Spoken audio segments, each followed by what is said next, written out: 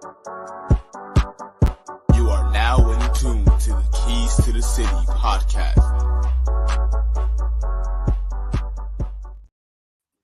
And ladies and gentlemen, we are back. Thank you for watching another episode of Keys to the City.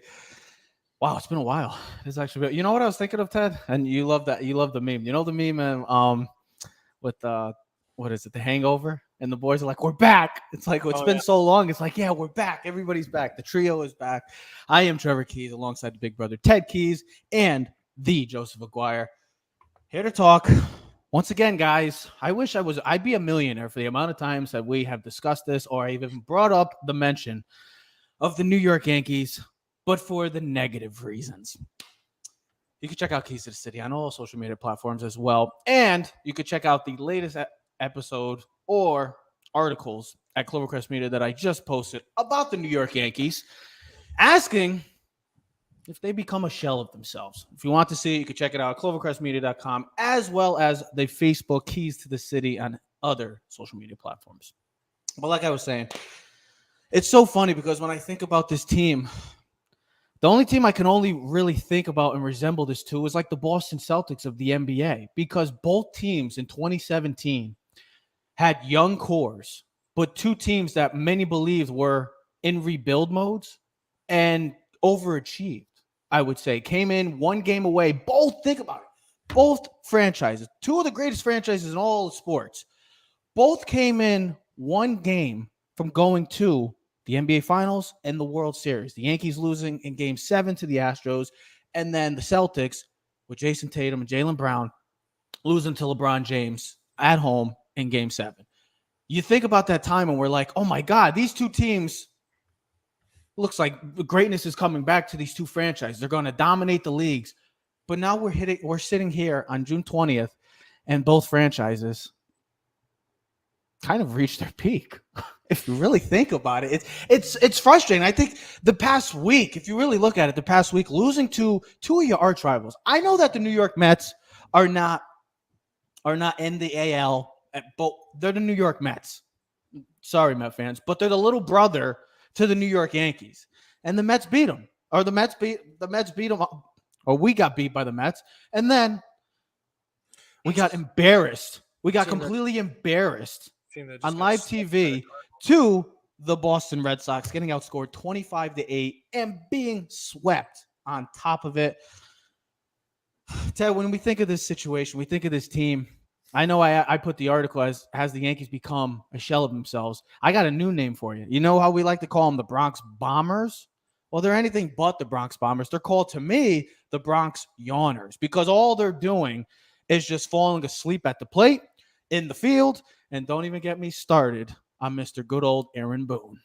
Ted, I'll start with you. When you look at this team right now and you just see, I know that they're 6 games over 500 and everybody's like, oh, they're fine. But in a year where they're struggling offensively and as a team collectively in this AL East, the best division in baseball right now, guys, led by the Tampa Bay Rays, led by the Baltimore Orioles of all the teams. Then you got the Blue Jays and the Red Sox.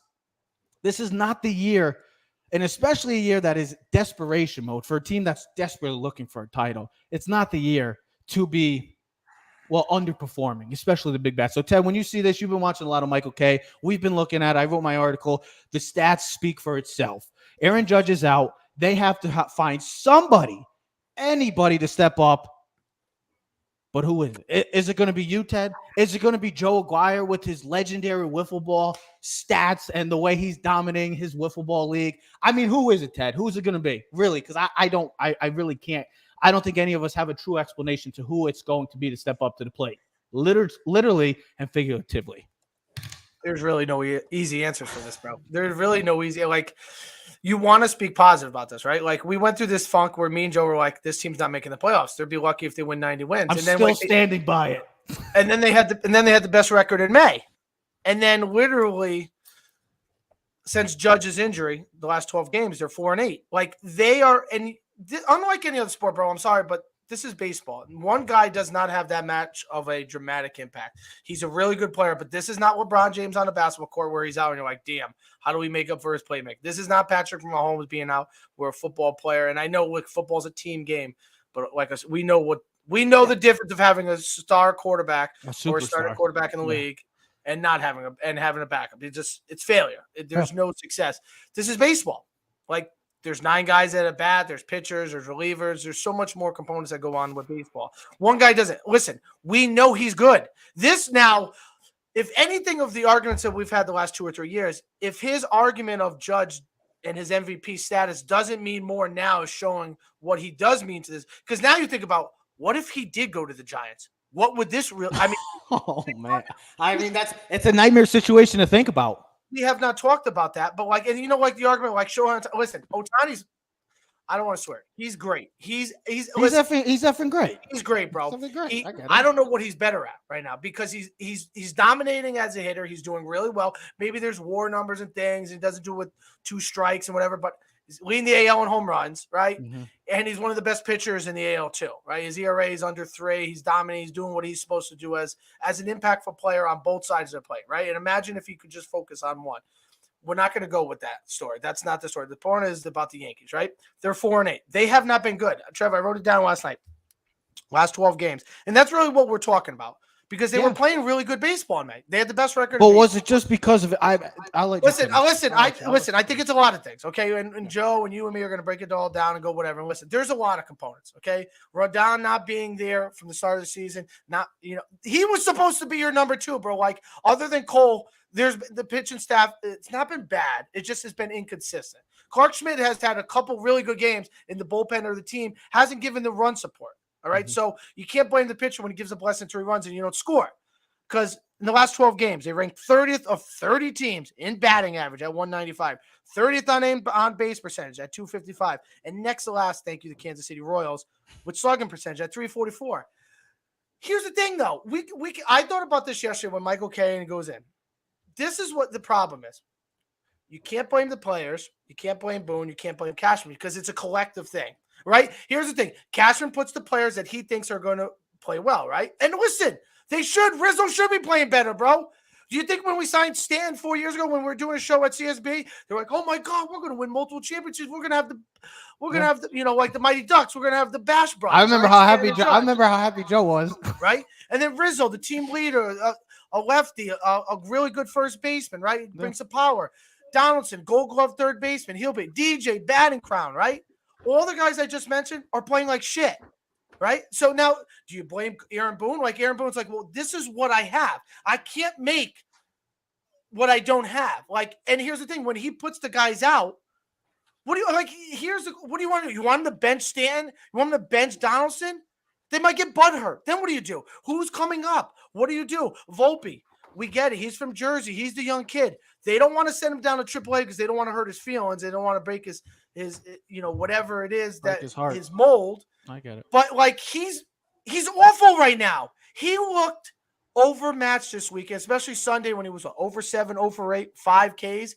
He's got like 80 strikeouts, right? He's batting 187. Like, what do we do? Like, because I said to you yesterday, if this was IKF, he probably would have been benched already. So like, I just feel like it's kind of like a domino effect where like one thing is pushing on the other. They're leaning on each other. Everyone expects the Yankees to go make a big move. Where are they going? What value do you have trading any of these players? Then you could say, well, Cashman got these old players. But if I told you a couple years that, oh my God, we can't sign DJ to 6 years, you people would have freaked out as a Yankee fan. You know what I mean? Or you got Stan. You should have known. You should have known he gets hurt. You know, like, so it's a culmination of things. I mean, they went to get Donaldson for the Minnesota trade. It's a lot of things. And I just think this year, Trev, is just boiling over to like the guys that you expect to play well are not playing well. Boone is doing the best he can, but like every time it doesn't work, you're like, fire him. Like, screw him. He's done. He sucks. But it's like, hey, if the guy came up with a hit or if the pitcher made the play or Glaber makes the throw at second, it's like, well, you wouldn't say shit about Boone. So I just think it's a culmination of things. And I think right now we're seeing it, especially with your best player and honestly probably the MVP of the league not being hurt for the last 12 games. Joe? Yeah, listen, most of what Ted said is pretty accurate. I'll bounce a couple things off you here. The Yankees' earned run average as a team is 3.77. It's 4th best in baseball. A 123 whip, 6th. The batting average against 230. is third best in the league. But you know what? Quality starts, they only have 20. They're tied for 22nd. So you just sort of pointed it out, Teddy, that again, even a guy like Clark Schmidt, he's pitched all right in some he's of the had games, some pretty good games, but he doesn't give you any length. And this team is constantly relying on the bullpen to get half the outs in any given game, that unless Garrett Cole is pitching, and that is problematic. This team is also tied for 16th in runs scored. That is not Yankee baseball. In the baseball. league or in the AL? In the league. That's literally middle. That's the middle of the league. That's in all of baseball. Their on base percentage is 298. It is 28th in baseball. You're not going to win a lot of baseball games if you're not getting on base and you're not getting runs in, and as well as the pitching. This is like a microcosm of the Yankees' problems in the postseason. Yep. You're seeing it on a major scale right now, and it's been all season. I am fairly certain that if this team is to win a wild card, it's not going to be a long ride. No, I mean, Joe, if we're expecting unless they make drastic changes, which they really can't. They don't have any major like you just other said, than what are you going to trade? Other than Volpe, other than Peraza, some of the pitchers that they have, Austin Wells. Who are you really going to trade that has great value in this farm system right now? Well, here's the other thing. Let's be realistic. You got a lot of teams right now. The Yankees. Okay, so I just looked at the standings. Because Houston lost last night to the Mets, the Yankees jumped up to get that third spot, but they're a half a game up. But Seattle, Houston, Anaheim, Baltimore, the Blue Jays are right there. So this is not where hey, and don't count out the Red Sox either. The Red Sox are right there too. We got room to play with. This is we might not make the wild card. That's a realistic possibility, because if Texas continues to win the division, you assume Houston will make moves or get better as the season goes on. Baltimore feels like they're not going anywhere. All right. Toronto seems to always be a pain in the ass. If they get any pitching or they get hot in one good month, they could run right by us. The Red Sox. Red Sox have our number since us. They might be in first place in the AL East. Red Sox have our number since 2004. So, but Trev, when I was going back to the numbers before, and here's what I say: your four main guys, the guys that you said a couple years ago, like DJ LeMahieu, right? Who we thought maybe should have gotten more consideration for MVP. Past 24 games, he's batting 167. 15 for 90. 15 for 90. Now, Donaldson. Did you take these from my nice little article that I wrote? No, I didn't even read your article yet fully. I saw, but I didn't that's so appreciative of you. See, I'm on it real quick. I read the article. I read the article, and you nailed it. You hit the nail on the head. When I did that? I did that at freaking 6 o'clock in the morning yesterday. Okay, so hold on. I said, I'm writing it. Teddy, the only thing I could think was, though, you and I told him that like 2 weeks ago. You know what? Okay, so hold on. Carry on, Ted. Carry on. So here's the other thing. I don't know if you had these numbers. So Donaldson, right? He hasn't played much, but the 17 games he has played, 60 at bats. I got them all right here, Ted. I got them right here, baby. 17 Ks. He has 8 hits. His average is 151. So when he does hit, he hits a home run, but that's not consistent enough. Nope. And then Stanton, since his injury return, 5 for 41. Rizzo, which he's always kind of been a little bit of the heartbeat of this team. 4 for 48 since returning from that neck injury. 083. Those 4 guys are like your main 4 core. Those are the guys that you have to rely on now that Judge is out. Yes. And then the sad part is, and we're not going to probably get even Torres too, who's been signed. That's the funny thing. I got another stat for you. They have 3 players right now that have played over 40 games. Judge, Torres, and Rizzo, who are batting over 250. That Torres thing feels hard to feel like. And Rizzo, 4 for 40. Can I tell you something? I think Torres is going to be the guy that's going to be the odd man out of this whole thing that's going to get traded for them to make a move. It feels like that's the only – but how much – it's like trading Estevan Florial right now. How much true value do these guys have right now? Because it feels like it's way past their prime, Joe. Whereas Torres a few years ago, you're like, oh, man, after his great year, maybe if then he started again he was up and down. Then you maybe wanted to trade. They've been saying it for years. Estevan Florial, all these guys that they've said. I think Torres out of all these guys, because they're not getting rid of Stanton. Nobody's taking his contract. DJ's under contract. They're not getting rid of him. Rizzo, they just signed. They're not getting rid of him. Donaldson has no value. He's just a good third baseman. He's going to retire at the end of the season. Yeah, he's going to retire. Thank God. But the only guy out of everyone else that we haven't really mentioned is Gleyber Torres. He's going to be the odd man out. He's going to be the one because DJ's going to go to second. They're not going to get rid of Volpe at shortstop. They're not going to play with this kid's head like they've done in the past with some of the young prospects like Gary Sanchez and Debbie Garcia and all these guys. How long do you hold on to him? And maybe if he continues to struggle, baseball, Joe, is such a mental game that it could wear on a player. It's like, give him a break. Go down to AAA, kind of get your mind right. Go have like 2-3 weeks where you're batting 350 and then come back up with like, okay, I'm back. Like, I just needed to go back, refine some tools, and not have the pressure of playing shortstop. But I also did agree with Joe that sometimes you just got to throw him in the water and just but he's drowning. No, listen, either he's you drowning. Teddy, you know what? I don't think he's reached drowning point. He's at the break. This kid. It's right here.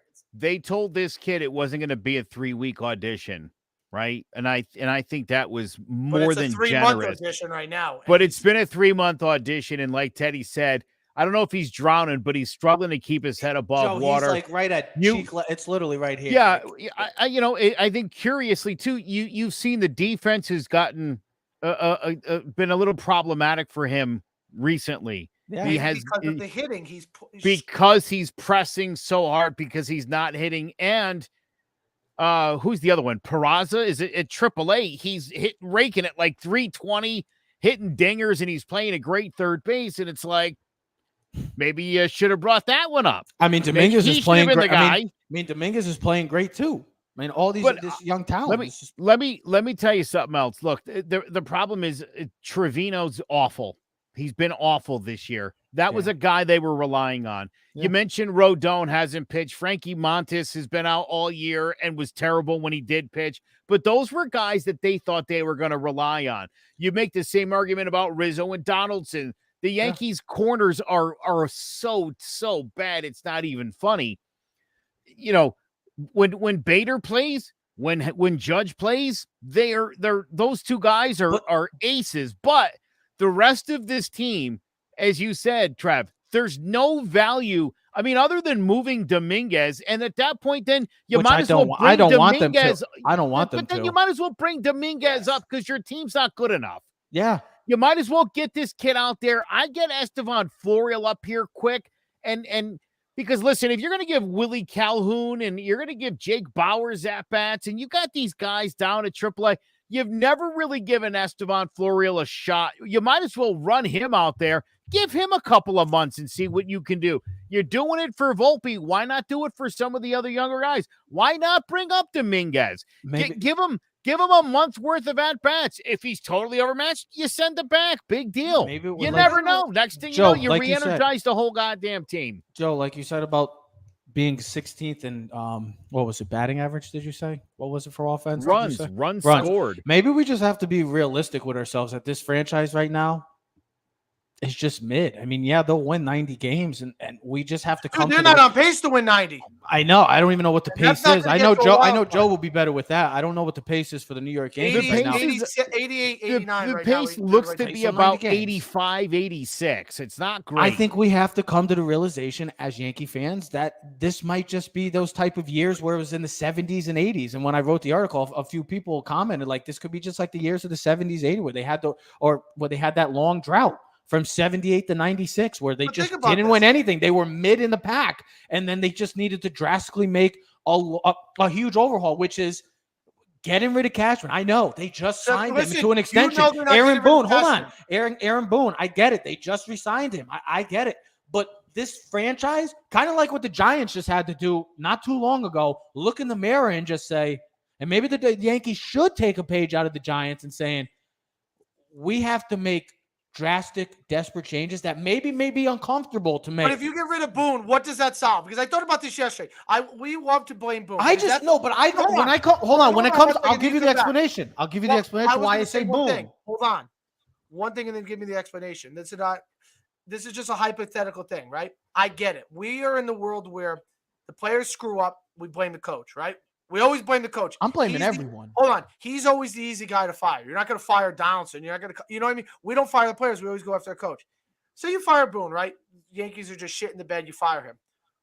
What's to say that these players are going to play better all of a sudden, but someone else is going to, is it just the different mouth? Because here's the thing. Whoever is going to take over the rest of the season is still going to be the echo from what is being said in the front office. You know they're not firing Cashman. You know if Cashman was fired tomorrow, he'd have a job by midnight later on that night because he's still well respected in Major League Baseball. He put these players on the field. They are not producing. No one wants to take accountability, and that's what it really comes down to.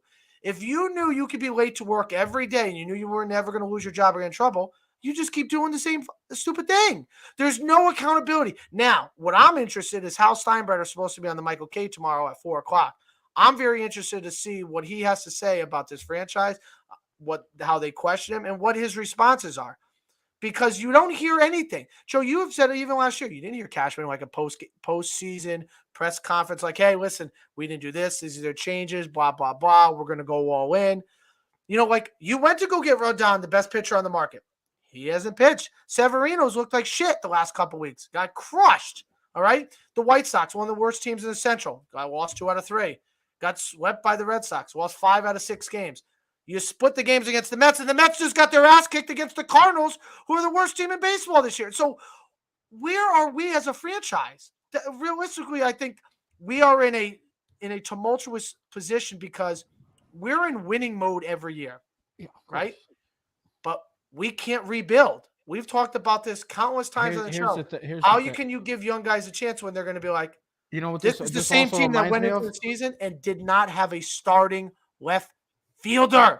You knew you didn't have a left fielder. This to me kind of reminds me of the Giants with Tom Coughlin. It's ran its course. The only difference was Coughlin was loved by the New York fans and New York media because he also was a world champion twice with the New York Giants. But it ran its course, and they had to move on. They had to make changes because they were going in a direction where, look, we're not winning the way that we were winning. It's just not happening anymore. This isn't the 90s anymore. This isn't even the 2000s. This whole agenda and mentality of the New York Yankees franchise has run its course. They have to, like I said, they have to look in the mirror, have the uncomfortable conversation and saying, what are we doing? I mean, I get it. Judge is out, but he's going to come back and maybe he'll help the lineup. I know he does, but we can't rely on just one man to just carry this team or 2 guys in general, because it feels like it's literally a 2-man party. And we talked about it on the last episode or a few episodes ago that this team has been led by a 2-man party with Aaron Judge and Garrett Cole, and everybody else is just there. It feels like sometimes it's run its course. And this is a team right now that we're in year 15, I think 15 or 14 of not making a World Series. We're not even talking about getting to win a World Series. We're talking about making the World Series. It's ran its course, and I get it. And the reason why I'm just done with Aaron Boone, I've been done with him since the day he's been hired. I just never felt like he was a true manager of it because, look, I get it. The players got to play, Ted. 100% agree with you. I get it all the time. He's got to do the lineups. But that's the thing. His decision-making, Garrett Cole's pitching a beauty against the LA Dodgers. No, let's take him out. And then guess what? The Dodgers almost come back. Do you remember that? We were on the phone talking, and the Dodgers almost came back. It was 5-0. Garrett Cole was dominating the LA Dodgers, who also have some problems, too, that they got to figure out as well in the NL, which maybe it's just a turning page of baseball right now. You got the Orioles, you got the Texas Rangers, you got teams that have been so bad for some time now that are starting to play great over expectations. And you got teams like the Dodgers, the Yankees, the Mets, the Red Sox. Maybe it's just baseball as a whole, and we're specifically looking at the Yankees because we are Yankee fans. It's just you got to have those conversations. That's just to me. Aaron Boone, he's been doing it since the 2018 ALCS, Joe, making changes to Miguel Andujar, changing left and right, making the changes that you're just like, why? What are we doing? What are we now? Why? Like, because of this analytics bullshit that we just have to harp on and push the agenda like everything else we do in this country. We just got to keep pushing the agenda down our mouths because everybody else is doing it, so we got to do it. No, that's not how it's supposed to be. We're the New York Yankees. We've always done it differently. Oh, I get it. Oh, they buy the World Series. Whatever. That's how the boss was. You hate it or you love it. I'm sorry. I don't care. I'm a Yankee fan. It's just you got to look in the mirror and say, I think that it's ran its course because I just said in the article, 2017, we were in supposed rebuilding season, just like the Boston Celtics did. And now we're thinking maybe the Boston Celtics are going to make some changes right now too, because we thought the Boston Celtics, this was going to be the year that they were going to win the title. Guess what? They came back from a 3-0 lead, but they still lost and got embarrassed at home in Game 7. The New York Yankees, they might not even get to the playoffs. It's ran its course, and you got to make some drastic changes. The time is up. I'm sorry. This is not even with all these. I get it. Rodon hopefully comes back and all these changes and Aaron Judge, and maybe everything drastically changes. But right now, with this lineup that you just named off some of the big name players, I don't know. Even if they get to the playoffs, are they going to be one and done again, Joe? Listen, the 1985 Yankees had the best player in baseball in Don Mattingly. And behind him in the outfield were Hall of Famers, Dave Winfield and Ricky Henderson. On the mound that year, Ron Guidry, 22-6. The rest of the pitching staff was mediocre, and the rest of that Yankees offense was putrid. Yeah, they didn't produce. They didn't drive in a lot of runs. Mike Pagliarulo, the third baseman, was maybe the only other bright spot on that team. And that's what this team reminds me of. Butch Weiniger was the catcher, switch hitter, underperformed. There had been a guy who hit like 20. How can you trade Jay Buhner? Got a cannon for an arm. But I look at that team. That was just a typical team from the era that you were talking about where, yeah, it happened. The Yankees, even though they had some big names on the team, Giancarlo Stanton, Rizzo, DJ, there's only one good pitcher. Garrett Cole is filling the role of Ron Guidry from that year, which is nice, but you don't have a whole lot 2 through 5. And that's where this team is at. That team also had a pretty good bullpen. Dave Righetti had 46 saves. But he officially became the Yankees' full-time closer. And that's the thing. They don't even have a full-time closer right now. Clay Holmes comes in. Michael King comes in. 7 guys this year, though. 7 different Yankees have a save this year. They're going with that Tampa mentality. Listen, the depth is good. Well, it's working for Tampa, but it's not working for the Yankees because that's not what the Yankees have been. That's not what the Yankees do. They've never been that way. We can't be following. I know. I get it. The Tampa Bay Rays, it's working for them. They've been great. But stick to your agenda. But stick to the agenda that won you 27 world championships. Trevor, a microcosm of their playoff problems. What do the Yankees do when they get to the postseason? This dingbat starts out-managing himself. Yeah. And so everyone else is doing, a bunch of guys are saving games. We'll do that. And it's, again, it speaks to what you're saying. That's not what we do. This guy sees other teams doing things, and he's easily influenced into doing the same thing. Like the game against the Mets, the second game, right? They bring in, I forget who the lefty kid is, right? He's not a bad pitcher. Peralta. The one that gave up the one double at the end of the game, the 10th inning, right? Oh, I know. It doesn't really matter. Yeah. But he's a no-name, right? They didn't want to bring Wandy in because he had pitched like the day before because they don't like to pitch him 2 days in a row. But you had the next day off. So it wasn't like that's where Aaron Boone. This is where Aaron Boone gets blamed. They don't like to do Wandy like 2 or 3 days in a row, or like I get it. There's a certain way of strategy where they like to do it, and they don't want to bite themselves in the ass. But it's like, bro, like bringing Wandy, like you put him in a better situation. I don't like some of the things that they are doing as a manager when I watch a game, because I listen to Michael Kay. Like I listen to the show. I feel like he's real. Like he's one of the realest guys now. Maybe he's got so much insight because he's got so much insight. He's announcing the game now. Of course, he's got to walk that tightrope because he is the voice of the Yankees. He can't go in and just bash the Yankees, but he says it like realistic. Like Glaber on Friday night. Like I get it. You're down 10-1, but lackadaisical on defense. Like that's the shit that bothers you as a fan because you're like, I get it. You're losing. But you still we're watching Gary Sanchez all over again, and you could tell it. And then we're thinking the Red Sox are the worst team in baseball in the AL East this year, and you got smacked around, bro. Friday night, you got crushed. Okay, 15-5, yeah. And I don't think, and then the Yankees. And they scored 3 runs the rest of the way. Listen, The Yankees hadn't been swept by the Red Sox in a doubleheader. I just had the thing. It was like 19. Red Sox swept the first time since 1970. No, 2006. But the first time since Still, Fenway, that's a long time. 17 years. And the first time they did at Fenway since 1976. But you just got Wow. crushed by the Red Sox this weekend. And then they took 2 out of 3 last week at home, and they're supposed to be an awful team. Sunday, they had an opening pitcher, and then a guy who had barely pitched all season, and he dominated you guys. Like, you're not scoring. And the object of the game is very simple. Score more runs than the other team. It's kind of like football. And then just play a good enough defensive pitch. It's fascinating. They are mediocre at every type of facets of the game. That's what kills me. They can hit. DJ's exit velocity power on off his bat this year, 3 months has gone down from 90 to 88 to 87. Every month it's gone down. They're mediocre at every type of facet of the game. And he's supposed to be healthy this year. Last year, when he shit the bed down, the rejection was the injury. Okay. But and that's what's killing me. Like, what is going on through what we're not seeing? Because we're not in the clubhouse. We don't know what's being said. We don't know what's going on in practice.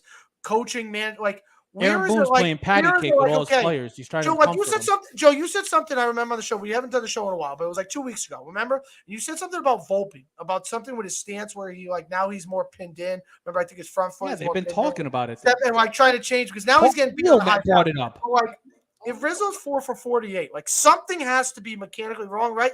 He didn't stop learning how to hit. These guys know how to hit, right? Stanton knows how could they all 4 of these guys or 5 of these guys be all shit in the bed right now? That's what's killing me. Rizzo was hitting 302 when he got hurt. Years old. Now maybe they're all getting old, right? And then we're out of the PED use, and age is finally starting to catch up, right? And that's realistic. Look at our team. A lot of 30-something-year-old guys on this thing. This ain't the Reds. This ain't Baltimore. We got 20-year-old guys running the bases, and there's youthfulness, and this is like old man River. I mean, Donaldson's 38. Ted, like I said. DJ's 36. Ted, Stan's like a 40-year-old man out there. He literally breaks down every 20 games. Like I said, it's run its course. But what do you do though? You run the course this year, you don't make the playoffs. I think if you don't make the playoffs, I feel like you have to clean house. How? That's what I mean. And who do you replace it with? You're going to go full rebuild. You can't get rid of Stan. You can't just cut him. No one's going to take him. Donaldson retires. Okay. I get it. It's Glaber. You keep Boone. You bring Bader. You got to get a left fielder because we went in the season without you start trying to figure out where are the corrections? Severino. Okay. You're not bringing him back. He's what is the big move? You're going to go get a Tani? You're going to trade what's going to make this team better? Are you going to bring a youth movement? Are the Yankee fans ready to say, you know what? F you, screw you, this, that, like the movie Waiting. Screw you. We're just going to say, Dominguez, you're playing catcher. Praza, you're going to play a short. We're going to put Volpe at second. We're going to Bader and Judge will be our right and center. We'll bring up another left fielder for you. We play left field. And we're going to run that course for a year. And you know what's going to happen? They're going to win 75, 80 games. People are going to freak out. Because as a Yankee fan, you're a Yankee fan. We can't lose games. We don't rebuild. We win championships. Like I said, don't you remember 2017 when we were supposed to be in rebuild mode and we went to, just because they get a whole new in a way that screwed us. Because there was such high expectation now. And you know that in any other sport, if a team gets there a year before they're supposed to. Yeah, do you know why I still think they screwed up? Because after that game, what did they do? They regressed. No, what did they do specifically? Fired Girardi. But I don't blame coaching because it's not like Joe Girardi's a good coach. He got fired for the Phillies and they went to the World Series, Trev. I get it. But Joe, we talked about it. He was going to get fired no matter what. They could have won the World Series and he would have been out of a job. It's just that would have been tough to explain to your fans if he got fired and they won the World Series. It's regressed. When you fire Joe Torre, you can fire anybody. And there's no who I already Joe, we've talked about it. You know who I want them to possibly go after if they can get him. I would love Donnie Baseball. I'd love Donnie Baseball. I would love A-Rod. Somebody like that. He didn't do well for the Dodgers either. Dodgers just got swept this weekend against the Giants. You know what Donnie Baseball's problem was coaching in the National League was his lack of understanding the switches, the double switches. He doesn't understand National League Baseball because he never played there. Yeah. And what a disservice it was to that poor guy to be over in the National League learning how to manage. It's like and then he went to the Marlins. It's like a different sport. Yeah. And then he stayed there in the National League. He's an American League guy. I think he would be much better Yeah. if he were he's obviously with Toronto, but I mean if he was managing a club. So I think something to think about. I think the biggest problem, Cold pitcher really, tonight. and the most surprising and most disappointing out of seeing all this is the decline of DJ LeMahieu. It disappoints me because I was a huge advocate of them signing him, giving him whatever he wanted and we were talking about this before the show and we never really got into it, is how great he was for the New York Yankees as a leadoff man. The day he made the change, Aaron Boone, or I think it was Aaron Boone that made the change. It's probably his best move he ever made at the time, was making DJ LeMahieu the full-time and taking Gardner out of there. He and set making the him tone full, for everything that year. Yes. That's what disappoints me is how bad and how fast he's declined. And I get it. Oh, this is why you don't give him the contract. Ted, 2018, 2019, and I forget what year he got the I don't know what year. I don't know what year he got the contract in, but the years that he was there, when he got traded to the New York Yankees or he signed with the Yankees to the deal that he did, dude, he was a hitting machine. He was the best hitter in the AL, or at least one of the top three. Trev, he won the batting crown. He's one of two guys that ever won. That's what I'm saying. Like, he was so good to see him just falter just like that. Like, it wasn't even like slowly. It's just been like, it just went straight down.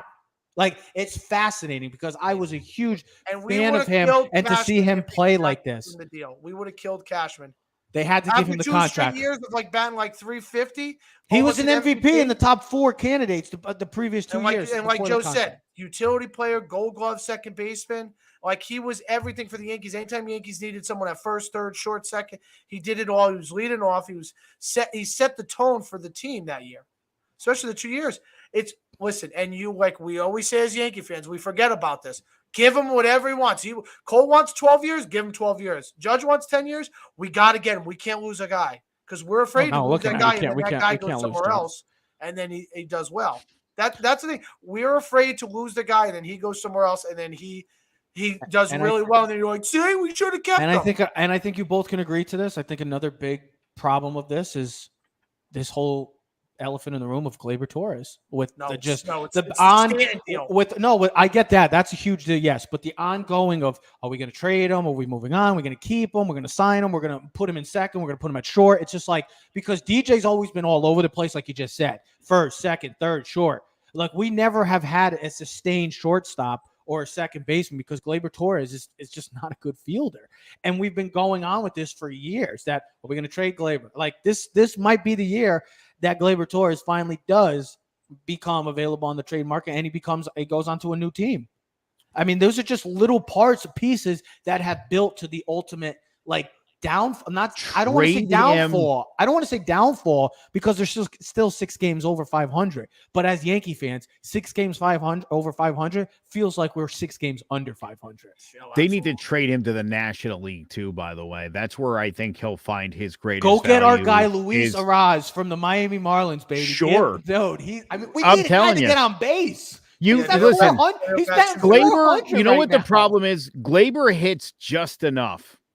And he hits just enough home runs where you're like, you're so right.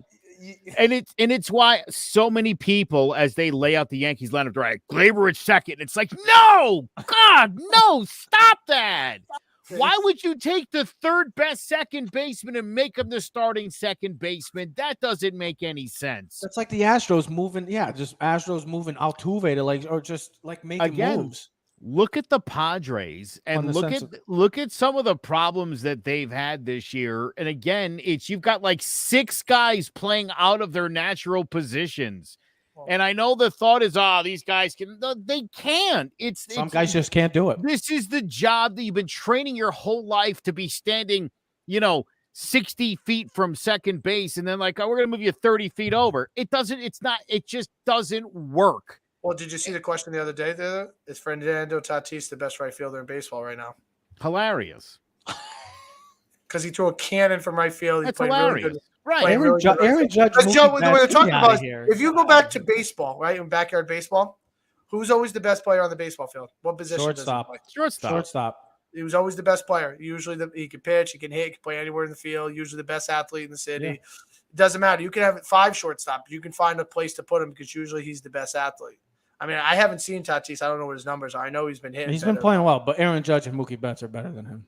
Well, That's the thing that kills me. That Judge doesn't get the respect as a defensive right fielder because he's a New York Yankee. No Yankee ever gets any respect. Bro, he is such a good right fielder. It's incredible. I'll tell you the problem, and I feel like Dave Winfield had the same problem, being 6'6", and when you run, you're lumbering. Dave Winfield was, mind you, was drafted by NFL, the ABA and the NBA in addition to MLB. He was an extraordinary athlete, but he was so big that sometimes it doesn't look natural. It doesn't look like Darren Erstad going back on a ball. I get it. He glides. He doesn't glide. You know what I mean? He's so big. I haven't heard that name in but Judge Darren Erstad. I haven't heard that name. But I feel like Judge glides. Like, how many guys in that league are making that play at Dodger Stadium? Like, if that's what I'm saying. That's like against the Mets. If Judge is in there instead of Bowers, he makes that play at the wall. And here's the thing: I was just reading about Judge. He just got a second fusion in his toe. There's realistically Judge is out for another month. Oh yeah, I've heard that he might not come back until after All-Star break. Which then you're like, what? Don't. You're like, oh no, what do I do? I can't. Oh God. Whoa. I can't do it. Listen, they're playing Seattle. Lord. Cole's on the mound tonight. They're playing Seattle. Well, I don't know if that's you guys the last team they put up double digits against, mind you. You know what the perfect song for this is? That was like a month ago. The perfect song for this New York Yankee season right now is, you ever heard the song Help by the Beatles? Help, I need somebody, help. I just need somebody. For God's sake, somebody just do something. You know what? Because I'm sick of booing this. You're at the point where you're like, can anybody, can one single person get hot on this team? And then you feel like it'd be a domino effect, like it might be catch. Let one guy get 4 hits tonight, for crying out loud. One guy get 4 hits. Joe, you know what they need? A little Reggie Bond. Yeah, baby. I don't think anyone on the Yankees has got 4 hits this year. I look. I said it. I'm sticking. It's still 2-1. You guys don't think the Yankees are going to make the playoffs. I'm still sticking with the Yankees going to the playoffs because that's just how I am. I got to stick to it. I'm not changing my mind. But right now, I'm the one that picked them to win the division. Well, you're an idiot. I'm the one that I think I had. Wait, did we all pick the Yankees to win the division? No, you didn't, or Joe did. Well, who did I pick? No, I didn't. Who did I pick? Joe had the Rays or I got Tampa. Yeah, Tampa. I think I picked the Yankees. I think they picked the Yankees to win the World Series. You know what, Trevor? And I'll tell you exactly why I picked Tampa over the Yankees, because to me, the writing's been on the wall here. Yeah. That sort of like what you said, it's all kind of come due. You got all these ancient players. Some of them were former MVPs back in the day. Seattle, Texas. A lot of these guys are banged up. They're playing 3 days a week when they're in the lineup, taking days off. This team looks old, Joe, and beat up. Yeah. And as I said to you a couple of weeks ago, when you were upset, you got mad at us. What do you mean I didn't get listen, this team somehow, because of Judge, heated up and had a really team good, started just clicking. They played great. Yep. And now they're back in the same old funk. They don't have Judge to come rescue them. There is no white knight showing up here to save the day. So I again would ask you, with all your high hopes here, what do you think is going to happen? Are you more or less banking on Houston and Texas and Baltimore and Toronto leveling off, or do you think Yankees are going to take off because there's no indication that Giancarlo Stanton doesn't bat 122? I'm banking on DJ batting 167. Rizzo batting under 100 right now, or under 0.85 right now. I'm banking on those guys to not continue this cold streak. If it is, then there's something morally wrong, physically wrong with this entire franchise then, because there's no way that can keep up. Because if it does, like I said, there's bigger problems that we're not noticing. And I stick to it. I will say that the Yankees will still make the playoffs. Do I think they're going to make any noise? Probably not. Probably get to the wild card game and probably lose. But I think ultimately that this New York Yankees regime has run its course. And when it's run its course, you could start seeing the painting on the wall. Like sometimes you just see it, or the writing on the wall. Sometimes it just shows glaring right into your face. you got to sometimes make the change and the desperate conversation or the The uncomfortable only good thing conversation. is they're not yet halfway through the season. I know so it's 72 games right now. I get that. That's the good thing. The only good thing That's about your only baseball. hope. That's the only good thing about baseball is that we haven't even hit the halfway point If you yet. get another hot month like they had in May, like in August and September or something like that, you can ride that streak. But it's a lot. It's asking for Rodon to come back and just be like, yeah, no problem, come back healthy. Judge to stay healthy. Cole not to break down. Stand. Teddy, I got something for you there. Go ahead, buddy. I got something for you. I'm going to make a bold prediction here. And I'm going to say Carlos Rodon shows up and reels off 6 pretty good starts in a row. So he's going to go 6-0. Are you saying 6? Yeah, I'm not saying he's going to be 6-0 because he'll pitch 4 innings. 4 and 2/3. He'll pitch a gem and Aaron Boone be like, oh, he's got a no hitter. We got to take him out. We got to bring in the guys. I got a feeling that this guy's going to show up and his he's arm's going to fall pitch off. extremely well. Maybe he only lasts 6 starts. Maybe that's why I capped it at 6 here. Is he coming back before or after the All-Star break? I think he's starting to throw off flat ground and stuff. So I think he's about 3 quick rehab starts away. So maybe 2 weeks away from showing up. All-Star break. I guess time will tell, guys. Right? All-Star break. Yeah. Now I'm just doing the math in my head, Teddy. Yeah. All-Star break. He might show up just what they'll say, Joe? but... Last week, hold off. You'll do another practice round in like AAA or something else, and then we'll bring you back right after All-Star break. Do you know what I missed? The last thing I want to say before we sign off is I miss when Yankee fans would just go on these Facebook pages and just be like, let's trade our worst players for Mike Trout and stuff. We need that. Trade Cortez to the Angels for Ohtani. Oh, that's another. Or the best was when stars. The best was when let's just trade Aaron Hicks, Billy McKinney, and somebody else for Mike Trout. We're like, yeah, that works. Throw in Willie Calhoun. I forgot Nestor was still hurt. Yeah, I mean, they've been decimated with injuries, and it's a whole collective team effort. The managing has just been, you already know how I feel about it.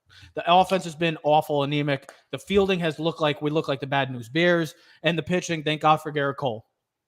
The bullpen we rely on for years now. Well, let's not let Brian Cashman off the hook because while he certainly finally came to terms with Aaron Hicks, not like he had something lined up to take the spot of Aaron Hicks. Let's run its course. Very short-sighted. Ladies and gentlemen, let's hope that are they home against the Mariners or are they on the road? They're home, I would assume, right? I believe they're home because I think they just played in Seattle that's what I was going to say. Yeah, they were weeks ago. Right. So this is home. Let's hope that they start to figure it out because right now, yes, there are 6 games over 500, but in a year that the AL East is dominating right now and by far the best in baseball, 6 games isn't enough. We'll see what happens. I just want football back. We're in the dog days of sports right now, guys. Are you sure you want football back? Yes, I want to see the New York effing Giants back. Here's why you might not. We've already got enough negativity. You and Teddy were just talking about 2017 and about a rebuilding team having a little success quicker than anticipated. We got Dabes. We got Dabes. Similar story though. And Dabes we trust. No, it's the Jets. It's the Jets. It's gonna be like the Jets are the one that are gonna be cursed. The Giants. Nobody's talking about the Giants. Everybody's all on the Jets. That's beautiful. Keep talking about the Jets. We love it. I love when they talk about the Jets because then the Giants don't get no respect. We're going to get Barkley signed, and then the Giants are ready to go full-on beast mode. Ladies and gentlemen, we are Keys to the City. God, we can only hope that the New York Yankees figure this shit out because it's not looking pretty right now. But like I said, got the NBA draft, Ted. We're going to have a new Victor Mbambe going to the San Antonio Spurs. It's set in stone, so we can't wait to see how, I guess, the next superstar and the Yankees. And then we'll talk some NFL football sooner or later because the dog days of sports, this is also the worst time of year. Got to start figuring out what you want to talk about because there's nothing to talk about if you're on, unless you're, ESPN and talk about the same old shindig. But ladies and gentlemen, I hope you enjoy this episode. If you're a Yankee fan, deal with it right now. Ladies and gentlemen, we are Keys to the City. We are out. You are now in tune to the Keys to the City podcast.